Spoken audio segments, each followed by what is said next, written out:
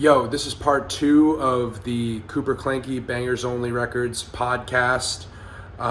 It's audio only, unfortunately. Isaac had to dip with the camera at the time of recording, and we wanted to keep the mics on. So it's audio only. There's nothing to watch, but I encourage you to watch till the end or listen till the end because the conversation we had was actually pretty cool. And so here it is. Cooper Clanky Bangers Only Records, part 2. We're rolling audio, so whenever you want to. All right, we're Welcome back to part 2 of the podcast with no name. I'm with Cooper Clanky. Again. It's the same day, though. Mm-hmm. But yeah, I don't really know where we left off. Yeah. We're talking about Stolen Sun. Yeah, so that's coming out, I would say probably in a couple months. So is Jansen mixing that? Jansen's mixing it, and we're having an outside person master it this time, which I'm really excited about. We have a guy with a lot of impressive credits. His name's Chris Crummett. He's mastered like a ton of shit, like all the Dance Gavin Dance stuff, Stories So Far's self-titled record. And I hit him up just to see what his rates were, and it like wasn't crazy. So I'm like, let's fucking. Where is he located? I don't know. Not here. I mean, I just emailed him. Yeah, dude, I got Easy to Love mastered by the Dallas guy. Oh, 50/50? Yeah, I think it's Dallas. It's somewhere in Texas. Mm-hmm. 50/50 Studios. He's solid. He's good. He's got great rates too. He's great. Yeah, I know he's got multiple people. I've kind of gone back and forth on the mastering thing now. It's like what do you mean back and forth? Like of its like how much we should be paying for it. Like I don't know like how because I don't know. Sometimes when Dallas or his name's not Dallas. What's his name? Aaron Carpenter. He'll bring like Strawberry. He turned around in a day, and I'm like not even a day, like a couple hours. I'm like, right. I'm like, okay, so are you just pressing buttons, or are you actually like doing something to it, like, you know what I'm saying? But like for something like Stolen, some with a lot of stuff going on, it's not hip hop, and I want to spend the money on that, you know. I asked myself the same question when the master sounds like they've tried not to touch it too much. Well, you can ask for like more color. It depends like what you want. Like they can like make it sound a little different. But remember with that guy, and I guess we won't repeat his name on here, but he has mastered a couple of my stuff. I think you met him in Ohio. Oh yeah, the guy who mastered Octane. Yeah, twice. Yeah, and he like went out of his way to put like super. The sends were like maxed out on that first mix, and I was just like, oh my god, you can still hear it on that. Yeah, so. My 3-song EP Octane, we sent it to this dude, and it comes back, and there's just so much delay, and there's so much reverb, and I'm just like, can you make it sound like I'm not just echoing everywhere? And then the next mix comes in, and it's literally the same shit, and I'm just like, well then, okay, so that happened, and then like we asked for like another change, and he's like, you know what, I'm gonna send it back, bro. Like, yeah. Like, do you want your money or not, man? These aren't hard asks. Like, which is ridiculous because it's just like I don't know how he left it, like I don't know word for word, but it sounded like he was just like self-righteous about it. I don't know, but yeah. I don't know, the mastering thing, like I'd like to see what they're actually doing, you know. But I trust like a professional, you know. So, well, on that point, how much have you thought about mastering your own stuff? I don't know how to master, so I haven't really thought about it. And I really haven't made a lot of beats recently, like because my understanding is that like you need a suite. You need at least $300 to $700 worth of software to do it. Yeah, so a lot of people use Ozone. I think that's what Thrill uses. But what's appealing to me about a place like 50/50 Studios where we get our stuff mastered, then also this other guy I'm working with, like, is the actual outboard gear, like running it through expensive like fancy consoles and stuff, and like, you know, like to me that makes it worth it, because like Strawberry, which is the song I have with Scooby coming out in a couple weeks, that was mixed by my friend Brad, Supersized Beats. He's produced a couple. That what is the beat that Scooby has that he made? Grenadine. Oh, I love that. That's a great song. beat. It's like almost like a hyper pop so song. if you're still listening to this, in the description I will link a song called Grenadine by Scooby, and that shit slaps. Yeah, and that's made by a guy named Mark. Apparently, I've never met him, but his moniker is Supersized Beats. No, Brad. Not Mark. Is it, he met you at not Mark? Yeah. Mark's a different guy I'm talking to right now about some of this. Ooh, Mark. Right. But who's Mark? Who's this Mark you speak of? But you met him at OSU, right? Or through? No, he Lauren? went to OU, Ohio University.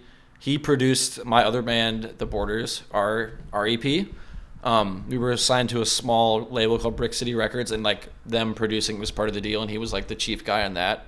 Okay. And is also Lauren's boyfriend, who made a lot of the art for Bangers Only, and is the sexy Bangers Only beat tag. Bangers Only. Bangers Only. So he did it. He works at a studio called Gold Diggers now in LA, which is like an actual like legitimate studio. Like he's been in the same room as like Travis Scott, Young Gravy, like Wow. Wonder Girl, if you know her, she Yep. produces. Mm-hmm.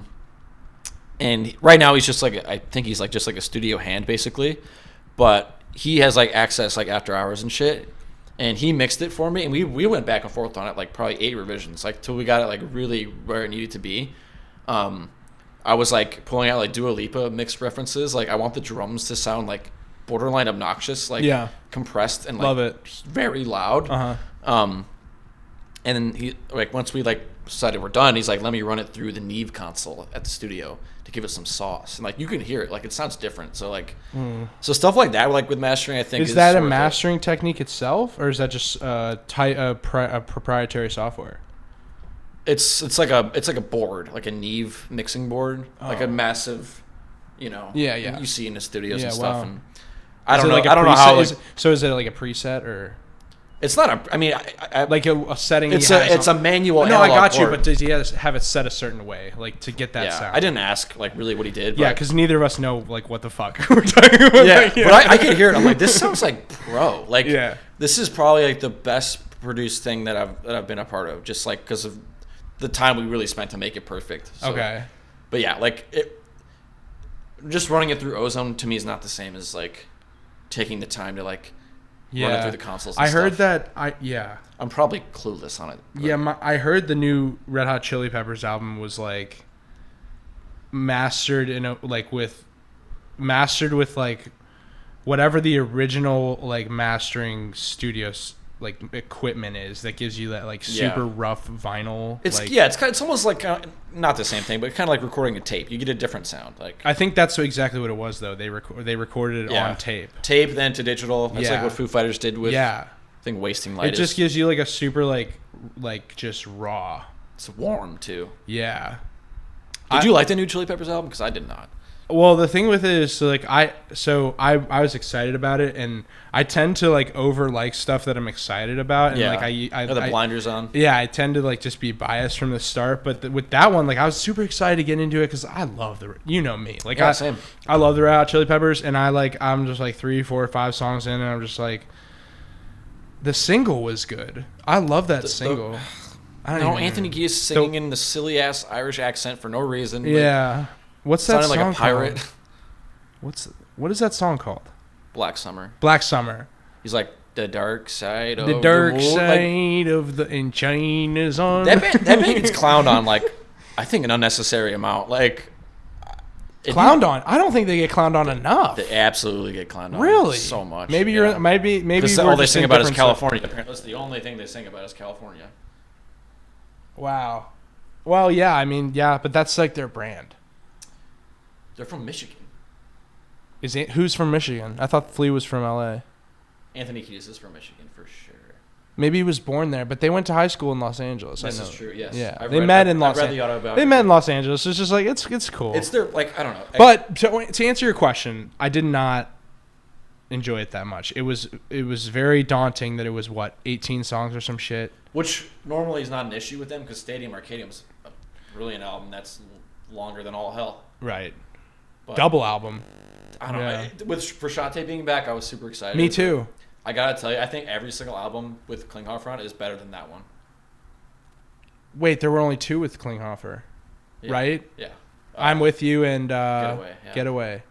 I don't know. Which I'm With You is a great album too. it's an amazing. It's a album. great. It's super And slept I on. really did not like Getaway either, but even that has like better songs on it than. I would agree. I so agree. I think I still think the guitar works better. It's just You can tell it's Frashante. I don't know if that's what it is. You definitely can. I think it's better. In my opinion, it's better. But you can tell. Yeah, I think that makes a difference. The songs just seem kind of lazy. Like, It seems like they. it's Well, like it Chili Peppers seems by the numbers. it seems like they did what they say they do, which is they get in a room, they write like 300 songs. They and write then a lot of those songs. ones like jam all day, every day for a year. Yeah, I think. Yeah, so I wasn't a huge fan. Like but By the Way. God bless them. By the Way, it's like become my favorite album of theirs. Like, Do you think so? Front to back. Yeah, I like. By the way, it's got like Dosed on there. the first 5 songs are all great. I love that album. Dosed, Don't Forget Me, Zephyr's Song, Universally Speaking, all bangers. Oh, you're right. Universally Speaking as well. Zephyr's Song, Fly Away. Yeah, that's Can't a Stop, great. of course. That was their prime. I mean, that was their prime, and then Stadium Arcadium was like what put them in the books. Like Yeah. Stadium Arcadium. That was my favorite for the longest time. Like if they didn't have Stadium Arcadium, like they wouldn't be nearly as massive if they didn't have like Can't Stop and Snow. Well, I don't know about Can't Stop, but Snow was on there. Yeah, Can't Stop's on By the Way. That's right. Yeah, wow. Yeah, I mean they're undeniable, but What's interesting to me about it is like from Californication to By the Way, the band sounds like very, very different. Like Stadium Arcadium Chili Peppers is so different than Blood Sugar Sex Magic. well, that's And even 'cause- the stuff before that, they've been a band for like 40 years. Like, yeah, that's because they had like completely different guitarists. yeah, but they used to be like I a mean- funk metal band almost. It's almost like Kiedis. It's almost like it's Kiedis, and it's really like it's Kiedis and Flea's heart and like the limbs of like other, like Chad obviously is like the rhythm behind the beat, but it's like Kiedis and Flea are like the guys that never left. I mean, Chad's been there forever, but I don't think he was the original drummer. No. Yeah. I think Hillel Slovak or something like that. Well, he died. Yeah. Yeah. A lot of them have died. Yeah. Then they Wait. had Navarro. Yeah. On guitar. And that's a good album too. Yeah. a good One one. Hot Minute. Or no, what's the song? Aeroplane. Aeroplane's awesome. That video is wild. Yeah. pleasure spike with pain. Yeah, So I good. mean, yeah, like I said, the Peppers are undeniable. How'd you enjoy that? I sent Cooper some Brevin Kim. I don't think anyone knows what that is, but I didn't listen to it. it's super good. So these brothers coming out of Boston, it's my new shit. I guess they're both producers and they both do vocals. It's pretty cool. Yeah, and it's like everyone's calling it hyperpop, and people in the music. Hyperpop is sweet. I hate the name. It's exactly what it is, though. It gets the point across. Yeah. Like I think Pop turned that's up to exactly 11. that's exactly what Mike Shinoda mixed a song by them Oh, or that's something, sweet. and he did a live stream while he was doing it, and he's like, they're hyper pop, and he's like, I hate that word, but it gets the point across. Yeah. And Do you like 100 Gex? No. Yeah. No. I wouldn't peg you for a fan. No. I wouldn't peg yeah, you normally either. Certainly not. I think. Not at this hour. I think.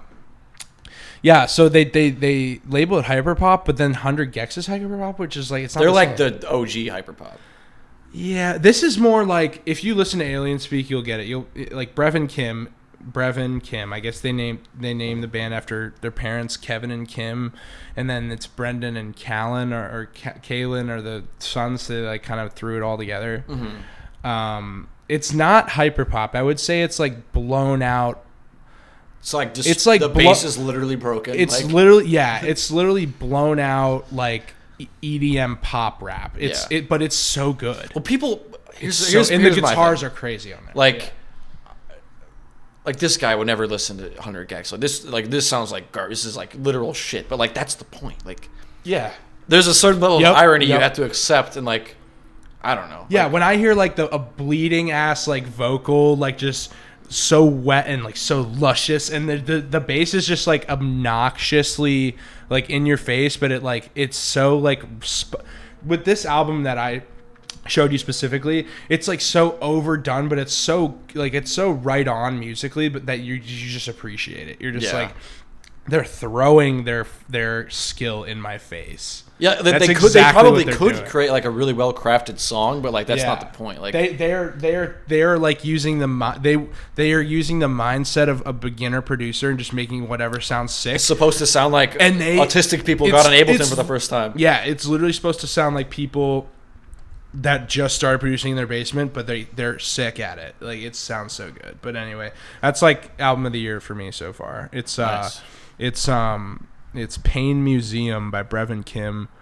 Again, brothers out of Boston, pretty unknown, but yeah. That's pretty cool. Well, let me ask you a question that kind of bounces off of that. Like, are you like still like interested in hip hop. Is it like still interesting to you, hip hop and like rap? Like What? For What do me, you mean? it hasn't been interesting for like a minute. So I would say that trap rap has not interested me since like 2019. Like there hasn't been much innovation. I agree. I would say That's why I like hyperpop. It's like something new. I think you're right. I think everything. Well, besides Future, that new Future album is insane. But still like the beats, besides like the Wheezy beats from those like Drake Lil Baby collabs that were like really hot. Like I really haven't enjoyed much in the like rap sphere since. Yeah, like, I can't even like think of it. You know, You're right about that. Like, I think that's why I had been saying like a few years ago. I feel like it's reaching a creative peak and it's gonna fall off a cliff. But like, there's always gonna be a place for like bangers and like trap bangers. You know? Yeah. But, I think you just have to do something that catches the ear. like I thought Mario Judah was going to be a lot bigger than he ended up being. Well, I feel like Mario Judah is super talented. He's just a lazy piece of shit. Yeah, probably. Yeah. He's kind of annoying. I think he's just lazy. Yeah, that could be it. Dude, I think that dude, like, I don't know what happened, but he dropped his version of Whole Lotta Red or whatever because Playboi Carti didn't. And, like, he just could have continued with that. Like, he could have said, if Playboi Carti doesn't drop whatever, then, or if this artist doesn't drop, he could have just, like, kept doing that. And, like, that could have been his thing. But he didn't. It won't get him very far, though. It's a meme. Depends how good his music is. And is it very good? The one song is like, it's not good. Certainly. I like... The one where he's like operatic singing on it. I like Miss the Rage a fair amount. Huh? Or what is that one? What is the Mario Judah song where it's like a parody? Isn't it like... Aren't they all parodies? Miss the Rage? I don't know. I don't know. Whatever. It's not great.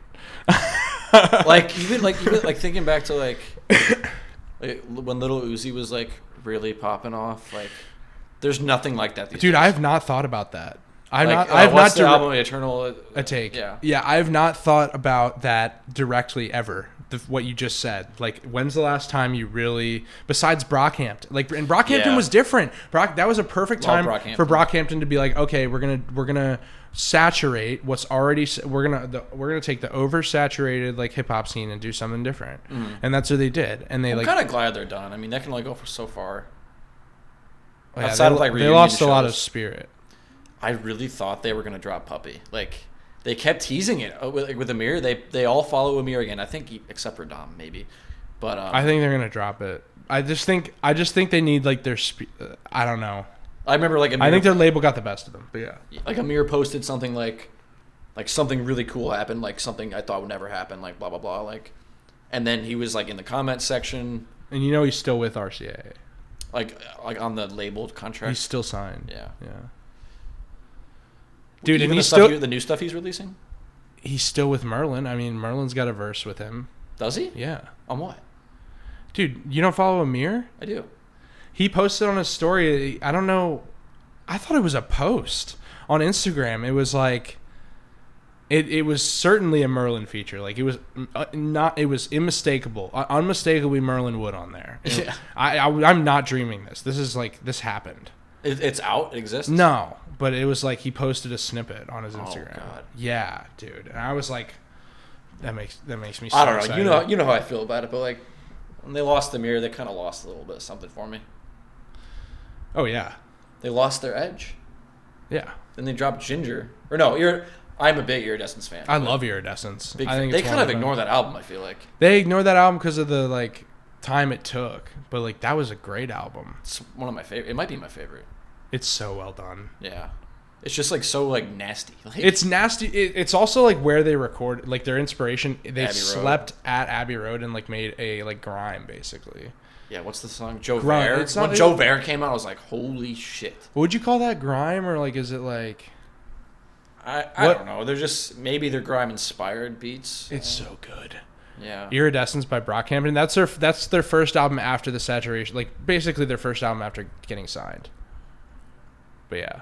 Yeah, they got signed, then the Amir thing happened, like immediately after. Yeah. I remember it pretty vividly. I mean, they had a show like that day at like Boston Calling or whatever. They didn't do his verse. Well, they were like crying on stage too. That was crazy. I mean, Wow. if that didn't happen, they probably could have been way bigger.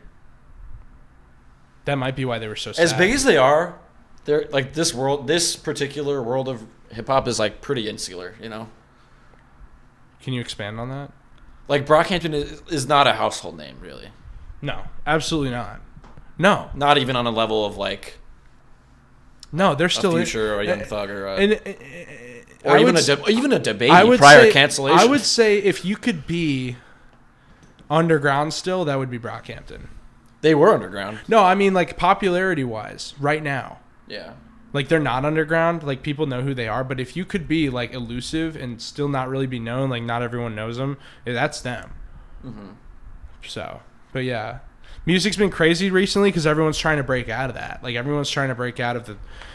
That's what we were talking about. Like Luke, I was talking about him earlier. Like he's like listening to Future and Gunna and like Lil Baby and all that shit. Like it's like, I don't know. It's just like I was just like, dude. Like every song that you show me is just like it's trap rap. It's trap rap. It just doesn't do much for me. I have to go outside of it. Like and I get that if you enjoy that, you enjoy that. But like it's been like this for years, years.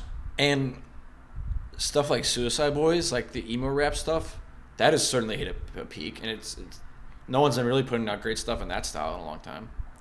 What did you say? Like Juice WRLD was the end of that, or that was a different kind of brand of it, but I think that kind of lyrical content has to stop. You mean just the? I mean, every song's about theme. drugs. Yeah. And all and the depression. great rappers from that scene are dead. Yeah. All of them. Yeah. Juice WRLD, Lil Peep, who else? XXX. I wouldn't put him in emo no, rap, but he's well, close. yeah, and he also did an overdose. Yeah.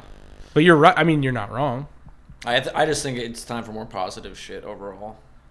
Well, I think you're right about that, but it's not like we have a choice, and that is what's happening.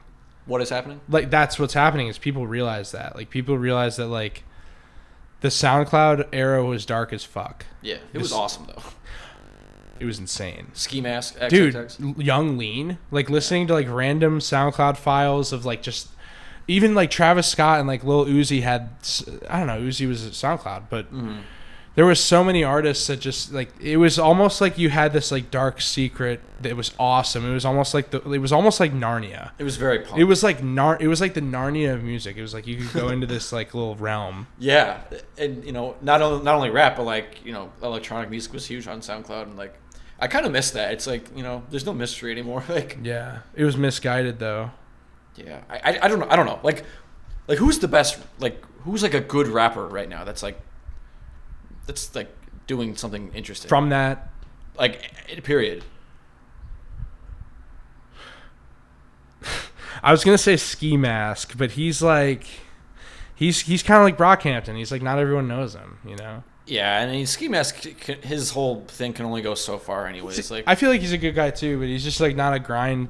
He doesn't have the mindset like XXX Tentacion did. But yeah, and I don't know, like that was like also kind of the impetus behind Strawberry. Is like it's not like why I made that song, but like it just felt like it was time for something completely different, like a more well-crafted song and positive vibes. You know, the world is shit, man. But I do think the world is a dark place. Well, it's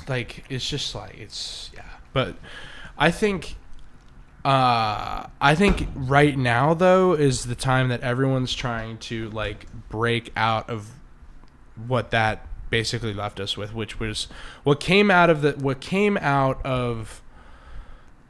Lil Uzi era is very, very like the generic side of that is just there's a lot of shit. There's a lot of shit you gotta sift through.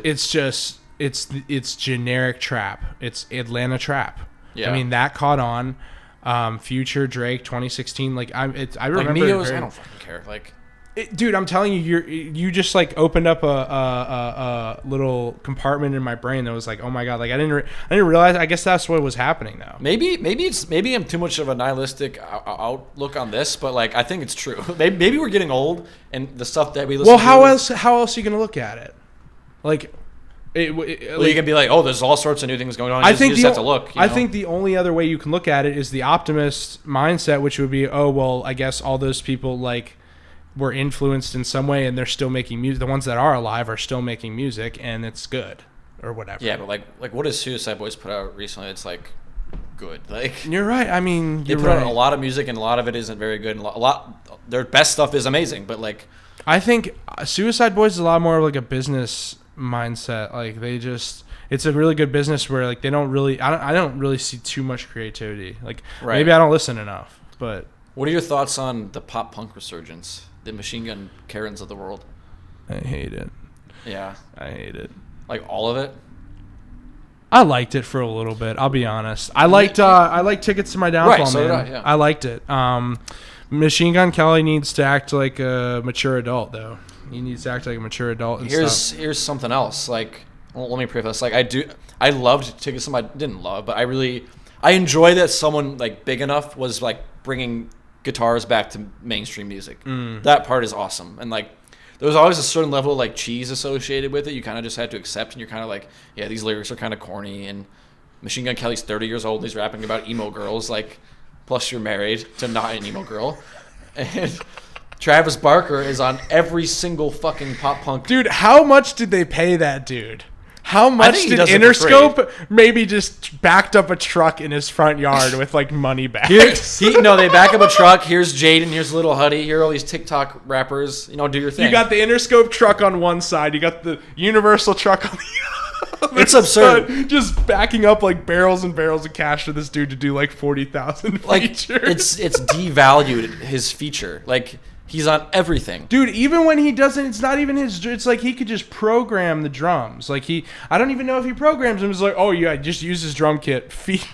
And just put his drum kit on there. We'll and say featuring Travis Barker. Yeah, they won't be able to tell. I'm serious. They could take any one of his beats. Same fills. Like was that his thing? The filter on the drum.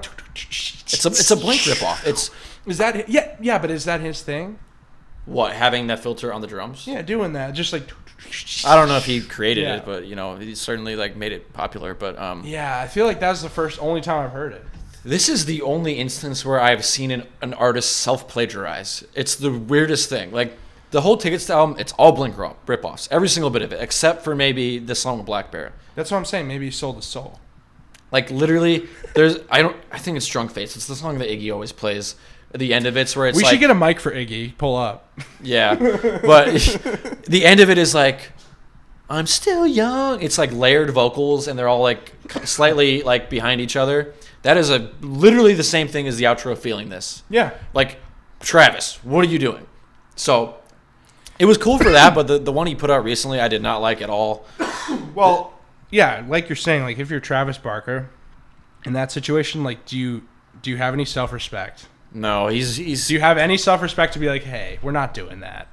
I like that it's come back, but like, you know, or maybe he has too much self-respect and can't get over himself. Everything's kind of a throwback. Like, I mean, isn't he with Chloe? No, the other one, Courtney, yeah. Dude, did I send you that? I need to show you that TikTok. I see. This guy does a TikTok. He like slams the door. He's like holding drumsticks. He's like, "I'll trade you 100,000 times, Courtney." Dude, and then he started. I need you to make another song for MGK. He took a shot at Slipknot, and I'm like, dude, no, this is, you can't step into this world and just start taking shots at the Metallica equivalent of this generation. Like, that's not how it works. This isn't rap. Well, it's not just that it was like unwarranted and like no one would agree with it in the first place. It was the fact that like he didn't pull it off at all. No, he backtracked on his statement immediately. It was the most awkward thing I've ever seen. It's like, I'm really glad I'm not being a weird 50-year-old on stage wearing a fucking mask. Is that the first thing he said, or is that the backtrack? Well, I don't know. He was mad because Corey didn't want to be on his album. Pretty much is what happened. Oh. But I'm glad he didn't. He has good reason to. I mean, MGK is pretty creepy, but he said a lot of questionable things, and also something I don't like about some of his lyrical content is like, what's this? It's the new song with Black Bear. Oh yeah. He like romanticizes like this toxic ass relationship, and it's like, it happens a lot in his music. You know what? I don't think it's cool. It's like, I was gonna say, he does that a lot. You're right.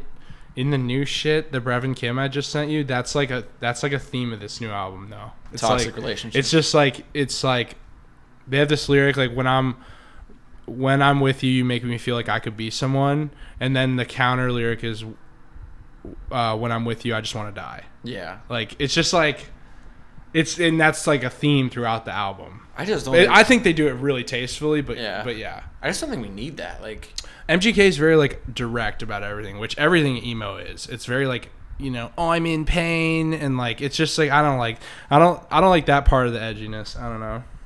Like there is a ton of great pop punk coming out, and none of which involves Machine Gun Kelly. Are you just saying it's just not getting the time of day, or?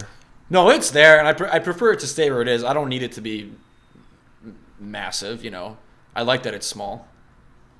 What can you give me some examples? No Pressure. So that's Parker Cannon from The Story So Far. It's I did hear it. Well, who is? Oh, okay.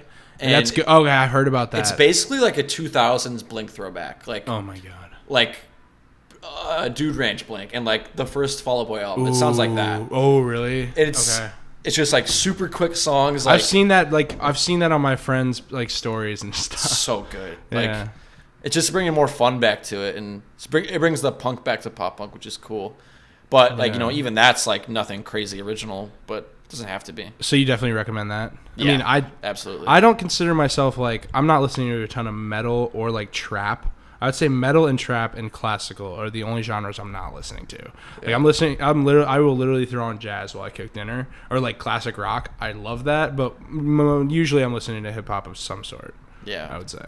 To me, the coolest shit coming out now, it's happening in hardcore. There's a huge like hardcore scene right now. Would you consider Turnstile? Absolutely, yeah. Okay, yeah. They're like the biggest Turnstile ones. Is sick. I'm a huge proponent of like I don't know if you would call it like experimental, but it's like I don't know what part of that sound would you say? It's not like punky, but it's like their newer album has like there's like a soca rhythm on one of the songs. Like they've always kind of had some interesting rhythms going on, which is cool. But yeah, they have like indie type songs too that appeal to the girls. You know, like there hasn't been a band like a rock band like that in a minute, like that appeals to both sides, which is what is necessary to like actually be mainstream successful. You need to have girls at your shows, like, or else, you know, hardcore is mostly a boys' club, and there are women that enjoy it, but like, you know, in order to get big, you need to have women at your shows. You absolutely. Bottom line, I don't know a single. They're the tastemakers. I really don't know a single big art, like even like Cardi B, like even guys like Cardi B. Mm-hmm. You know. Yeah. I mean, you're right. You can't be. You gotta appeal that. If you want to be have a certain degree, a level of popularity, let's just say. Yeah, they're playing Lala, and they're like pretty high up on the list. Are they really? Yeah. I forgot about that then. They have 1 million Spotify listeners, and like there hasn't been a band like that in a minute. Like that's so sweet. It even like there are aspects of it that are like experimental and cool, but again, not really reinventing the wheel, which it's really hard to do at this point. Like, I mean, well. It's hard to do, and it's just like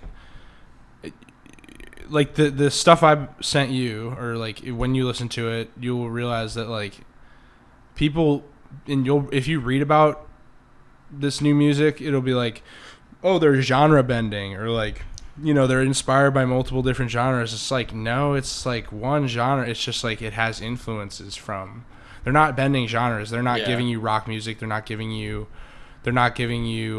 straight pop or anything like that. But it's like this. It's like you can tell just by the production exactly what it is. Maybe you can't name it, but it's not.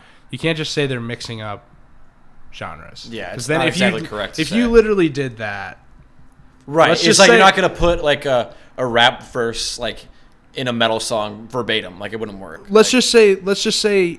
You can do that to an extent, but it's not literally a melting pot of genres. That'd be terrible. Mm-hmm. Yeah. There's always some degree of like how they're making it fit within it, Absolutely. But yeah, Turnstile's bit huge. Mm-hmm. Knocked Loose, Code Orange, all sorts of just really great small bands, and yeah, it's a pretty vibrant scene now, which is cool. And it's cool that like in music, at least, the indie kind of attitude, it's like it's a mindset. It's like the underground mindset has almost become the silent majority, should we say, in music. in music, because I don't really, It's true. You will still hear the average like Joe on the street sometimes like be like, oh yeah, like I love Taylor Swift. Do you hear anyone saying that? Do you hear anyone? I don't say, exactly run in circles where things like that happen. I know old people that will go to like God bless him, Billy Joel, still kicking, still doing. I think he's still doing shows. Yeah. Like my parents would go to that, but like besides the very rare like that. Well, we need bands like Turnstile. Bring Me the Horizon is a great example. They can do literally any genre, and they are great at it. Like they started deathcore, and they have straight up pop songs, and it works. I don't know many bands that can do that, but we need more Metallica. So we need more just huge stadium bands. Like those the younger generation needs to support that, because who's going to be headlining these festivals when Metallica? Wait. What do you think about Playboi Carti then? He's doing huge shows.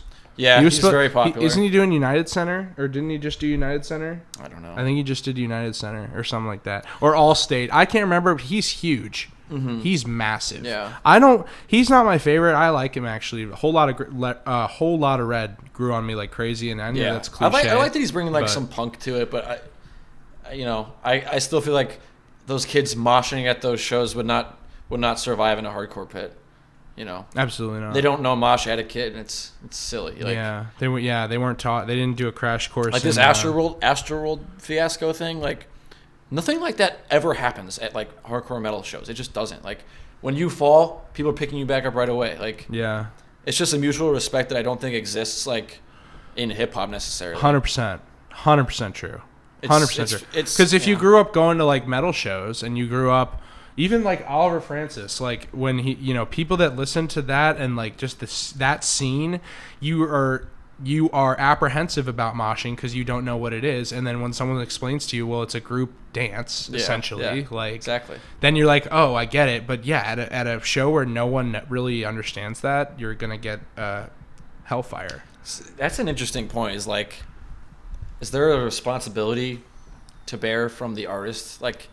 If they're encouraging like hectic behavior to an audience that is not familiar with how this goes at like at shows where stuff like this started happening, like you don't think there's hundreds of lawyers looking at that Travis Scott case?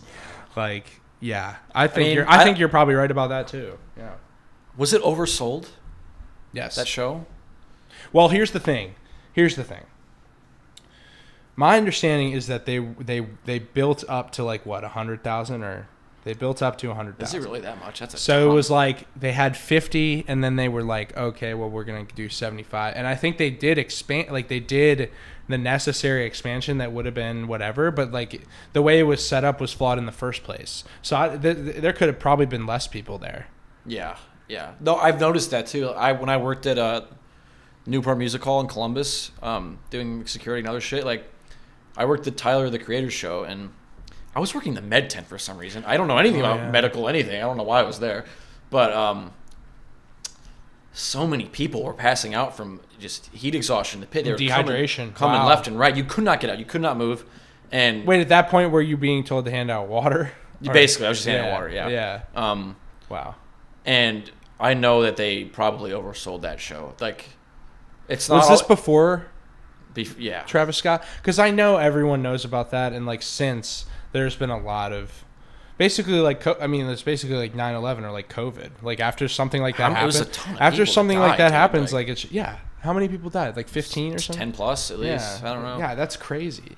Like, I don't know what it is. But hip hop being as massive as it is, like these things need to be taken into consideration. And I don't know that there's really been like rappers prior to like Travis Scott and Carti that have really tried to like encourage like what does he call it, like raging or whatever. Like it wasn't a thing. Like, so this is a new problem we're dealing with actually. Yeah. It's unfortunately it's the white kids. I can't say that not seriously, because it is the white kids. I mean, it's these uneducated white kids that don't know the first thing about moshing.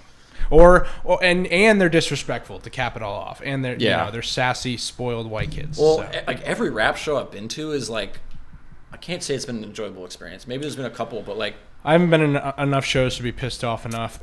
like, I saw, who did I see? I saw JID, and it's the same thing with country. Like, people get all bent out of shape about you moving past them and like pushing your way through. Or like, I'm not moving from this spot. I'm like, dude, everyone's gonna be jumping in 2 seconds. You're gonna move anyway. Like, don't be a dick. Like, this stuff just doesn't happen. I mean, I don't want to sound like high and mighty, stroking my own cock here, but like, well, yeah, it's not. I feel pretty qualified to give an opinion on this with like. Well, every event's different, and but you're right. I mean, you have trends, and that's why stereotypes exist in music. Mm-hmm. Excuse me. I mean, I don't think we'd be having this discussion if the average Joe went to a Playboi Carti concert. Yeah, something I think that actually might help it in some way is some of these rappers putting hardcore bands on their bills. Like Turnstile opened for Suicide Boys. Well, it's the label, but yeah. Ghostmane, different story. He's kind of like trap metal or whatever. He had, I think. What happened with him? Nothing. I'm just saying he put like hardcore bands on his shows. Well, that's completely understandable, I think. Yeah, it makes sense. Yeah. But I feel like what was his fest? Post Malone had like Gatecreeper on his Posty Fest. Like this. Who is that? Metal band. Okay. Yeah, so like I think it's cool. Like that's something that's like nice about this is like like people caring about genres is becoming less and less. It's like it's all the same thing at this point. Like yeah, and that's really cool because as divisive as people are in everyday discourse and like politics and diplomacy, you could just say social climate. It's really cool that we're seeing kind of this like harmony in the music scene that's completely the opposite. And I've felt that way for the past few years. It's just like as people get more stressed about like how bad whatever your domestic economy is, it's just like I think people have come together hugely in music, and that's super cool that people are it might lead to like things that we've never seen before in negative ways, but as far as like letting the smaller independent kind of, it's just not a poppin' scene, the underground metal scene. I remember going to like the what concert? It was. Do you remember the concert we went to with Anthony Foglia? I know a few with him. The one where we went with the guy that drove us. Mastodon? Between the Buried and Me. Oh. Do you remember that show? Which one? Between the Buried and Me. It was like I've seen him a few times. We saw him. It was me, you, and Anthony essentially, and we saw Dylan James there, and he was wearing Periphery shoes. Periphery shoes. Do you remember that? No. Huh. That was like sweet. the kind of scene where I was just like, well, this is a small venue, small band, but I know people all over the country that support them. Yeah. And now the fact that like bands like that are getting let in to these bigger there's festivals, a spot at the table for them. Yeah, that's exactly what we need, I think. But it's really cool. Like if someone listens to Turnstile because they're at a stage at adjacent to whoever Dua Lipa at Lala, and they get into hardcore, then that's awesome. Yeah. Or even to the fucking Machine Gun Karen point, like if he gets someone into other types of music, that's awesome. Or if I got inspired because of I saw him playing a guitar, then I learned guitar. That's sweet because we don't have that anymore. Like yeah, I mean, and actually, he I don't think does he play the guitar live? Well, he at least strums. I don't know if he's actually. Well, define play. But do you hear his guitar? I would assume so. There was that TikTok going around saying he couldn't play guitar. No, but I mean, he can. Yeah, but not very well, to be honest. No, he's not that good. Yeah. But that's because he spent, half of his career getting destroyed by Eminem. So. Half of his career. 10 years? I don't Rapping. know. I think he's a better rapper than he's a pop punk person, to be honest. I agree. I think as corny as it is, he's a better rapper. I think he pulls off like the poster boy well. Why wouldn't he? He's very popular. Good looking dude, I think he makes some. I think they dressed him up well. Yeah, oh yeah. Questionable statements, questionable fashion statements as well. First of all, have you seen? I don't want to get too weird, but have you seen like his like creepier tweets where he's just like, Oh yeah, he says something about like Kylie Jenner. like what? He's like, I don't care if she's 18. or whatever. I don't even know who it was about, but he's just like, yeah, like I'm 19 by the way. When he's like, I'm 19 by the way, after he said like, why can't I hit on like younger girls or some shit? It's just like, it's like, dude, don't say it. First of all, stop. Yeah, there's a lot of stuff like that, and saying like black girls give the best head, like, dude, there's just certain like boundaries. I can't confirm nor deny that statement, but Yeah. Keep it to yourself. There's certain things left at home. And he's his filter is very wide. Doesn't have much of a filter. Yeah, I don't know. But what was I talking about? I don't know, man. Yeah, we if you're just tuning in, we've been discussing music in general inside. Yeah, let's bring it back in. Let's get inside my studio here in uptown Chicago, Illinois. Beautiful Sunday afternoon. I'm here with my good friend Cooper Clanky, and yo, what up? We're here on hour 3. We just like to kick it. So is it actually that? Yeah. So we're just we'll be in an hour, 3 hours, in a couple hours. In a couple 15-minute segments. Yeah. What's next for you? What's on your? So yeah, I mean, I don't know if I've directly said it. I mean, I've kind of said it on the show, but my current project is "Fall in Love by Sunday," and that is supposed to be 10 songs, and I think it's half done. Let's say half the songs are done. I'd say like 90-95% recorded, nice. 90 to 95% mixed, where I just have to like go back. So it's like done. It's half done. Nice. Like, so I have like 5 or 6 songs, basically 5 songs out of 10, but I want to drop it like soon. Mm-hmm. So like I've been trying to find ways to make it more. So "Fall in Love by Sunday," and it's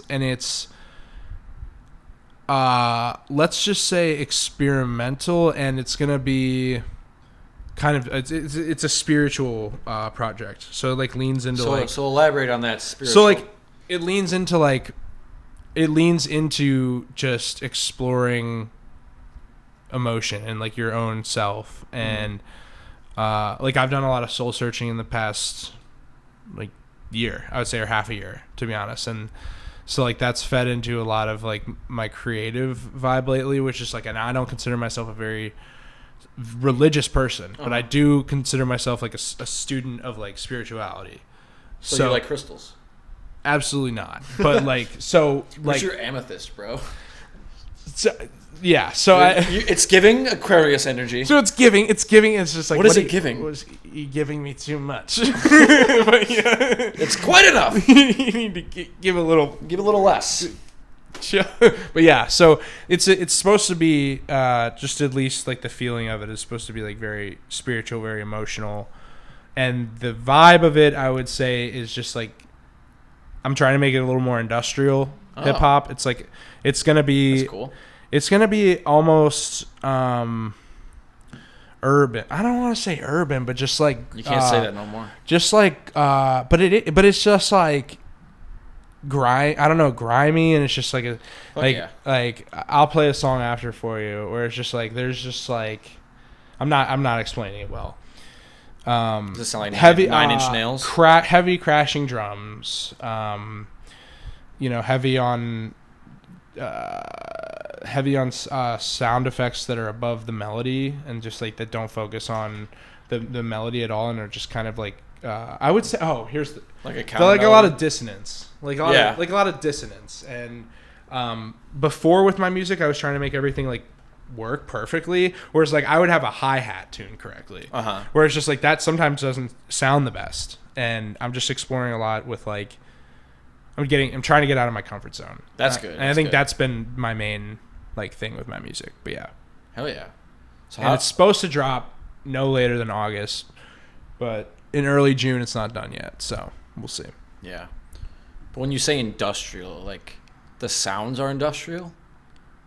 Like what do you mean by that? Yeah, like the here, yeah, like I'll play a song right now and just like the drum beat sounds, not like industrial sounds, industrial genre, like an industrial hip hop, I don't know if that's the right word. Like clipping? Almost like if you had one word to describe it, you might use that. But it's just like. No, I'm talking about the band clipping. Oh, I have no idea what you're talking about. Yeah, you do. Clipping. They have that song, like Bodies Burning. Oh, no. It's like a Fantano band. That's what it is. How do I explain it? Like distortion and like lots of saturation and lots of masturbation. heavy, yeah, plenty of that, and and just like heavy like kicks and loud snares, and I don't know. I've just been like really fucking with break beats and like all this different shit, and like I don't know. I've been going crazy in the studio like every day, and I probably make a song that I stick with like once every 15 or 16 times. Like I've just been doing a ton of experimenting. Well, that's good. You're like filtering it out. Like yeah, I have to, because I usually don't make what I expect myself to be able to make. Lyrically, what is it like? You said spiritual. I don't want serious. I don't know. Like just kind of like emotional and like deep, and lots of like up and down through like a basic melody, but you're not sticking to like lots of vibrato and lots of how do you say it, like vocals how do you I don't know what you mean. Like I don't know how do you say it, vocal inflection, I don't know how you say it, but like different, like maybe that's like runs and just phrasing. Yeah, just like because all my old music was just is very standard, so standard in the beat, or like the beat it's just like the beat goes for a minute and a half, and it's just like, well, where's the like where's the bridge, where's the chorus? I'm trying to lean more into like the structure, and that's where do you like start like lyrically, because some of the stuff that you have is like more bravado, just like like chains and whatnot. I think it's I think I get your question. I think it's 100% to do with my mood. Mm-hmm. So like I'm a very like moody person. People know that. Like when I'm in that vibe, like when I'm with Thrill, I get in that vibe where it's just like a just bravado trap banger vibe. But I also have like when I make music on my own, it's usually more serious, and I usually write hooks. Yeah. And those tend to be a little more colorful. Yeah. I'm just interested because like I said with Stolen Sun, like I haven't written a lot of lyrics this time. It's been really fun, like super rewarding to like land on like lyrics we're all happy with. Well, when we were in a band together, you would help me write. You would critique and then sometimes edit my lyrics and say, well, I remember you doing that. Mm-hmm. So it's not like you're completely inept there. But like literally like substantiating like the substance of the song, like. Yeah. And it ended up kind of being like, I didn't know what I was writing at the time, but it ended up kind of being like about myself, which was an interesting journey. I think you have to lean into that if you're going to write anything that you're going to take seriously. My problem is like with metal, it's like, what do I really like? I've had a nice life. I had a nice childhood. Like, what do I really have to be angry about? Like, I don't have that many like demons. I mean, I do, but I think it's different. Than I don't know about that, because like no matter if you were like grew up, like, I don't know. Juice WRLD was a suburban kid too. Like I don't know. His thing was depression and addiction. Mm-hmm. And if you can tap into emotion, it really, I don't know how much it's going to influence you in like anywhere you go. But like I was able if you were very affluent, let's say, like you're going to still be able to tap into whatever like makes you want to write lyrics. Mm-hmm. Let's just say that. Yeah, it ended up kind of being like just sort of like nihilistic, like the kind of a negative outlook on life is kind of what it all comes back to.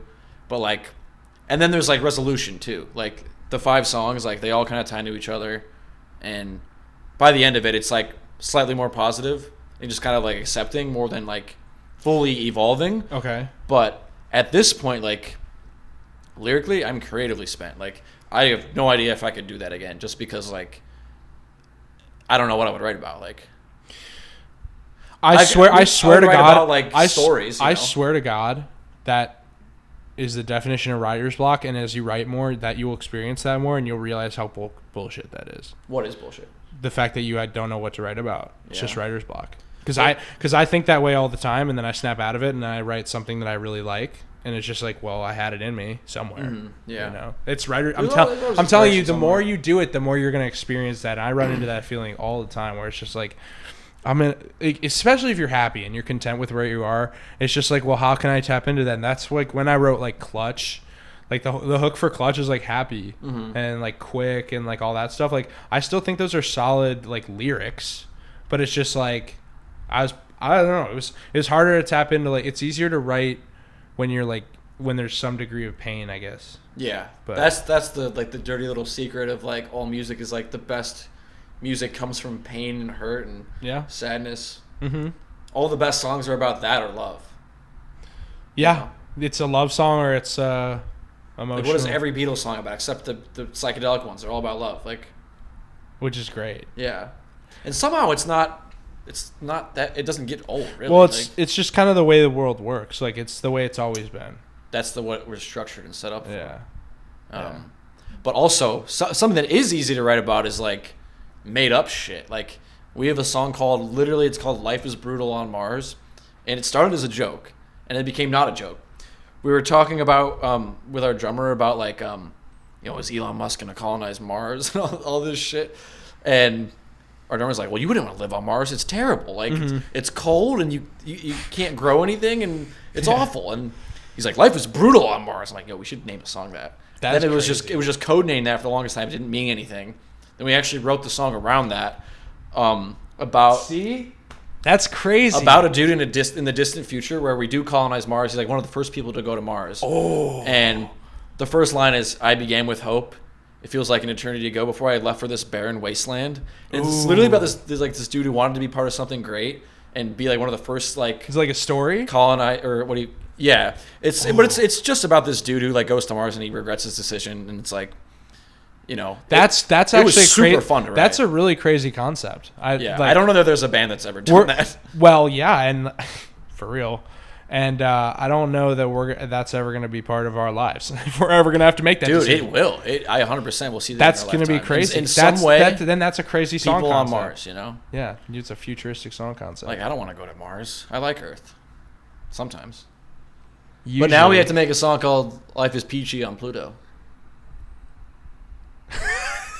Which I think is also uninhabitable. Well, Pluto is just banished. Oh, yeah, Pluto is like not even a planet anymore. Yeah. It's like a mini planet. Yeah. But yeah, I could do stuff like that, like fictional sci-fi shit. Dude, I remember like I was in grade school when they said Pluto's. I remember learning about the solar system, and then they were just like, "Oh yeah, Pluto's not a planet." When did that happen? Oh well, do I count it, or how many planets are there? And then they'd ask you how many planets there are, and be like, canceled. "Well, there were not." You told me there were 9, and then you came back and said there's now 8. So, Iggy, you want to hop in here? I want some food. Yeah, I was hungry. I could eat. 3 hours is long enough. Is that actually how long it is? I don't know how long we're at, but if you're still with us, thank you so much. It's been a pleasure having Cooper and my good friend Iggy alongside us as well. Not vocalized at all. He has a beautiful mustache, but he wants to shave and he's with us absolutely in spirit. I'll catch you next time. It's been a pleasure. Thank you so much. Have a good day.